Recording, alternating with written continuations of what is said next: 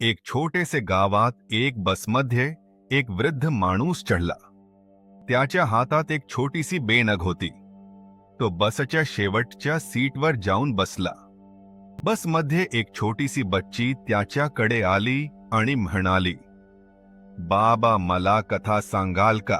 वृद्ध माणसाने हसून सांगितलं, "काय कथा सांगू बेटी?" बच्ची म्हणाली, "पुराणी कहाणी सांगाल का?" वृद्ध माणसाने सांगायला सुरुवात केली. एक होता राजा. त्याच्याकडे एक सुंदर बाग होती. बसच्या सगळ्या यात्रेकरूंनी त्यांचे कान त्या वृद्ध माणसाकडे लाडले. सगळे त्यांच्या कथेत मग्न झाले. बस थरावर थरा जाऊ लागली, पण वृद्ध माणसाची कथा चालूच राहिली. बच्ची आणि बसमधले सगळे यात्रेकरी आनंदाने त्यांच्या कथेचा आनंद घेत होते. अचानक बस थरावर थरावली आणि वृद्ध माणूस म्हणाला, "असे बेटी, कथा येथेच संपवू. आता तुझी थर आली." बच्ची हसली आणि वृद्ध माणसाचे आभार मानून उतरून गेली.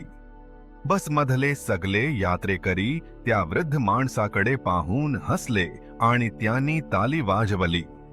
वृद्ध माणूस हसला आणि म्हणाला, "कथा सांगण्याचा आनंद मला मिळाला. धन्यवाद."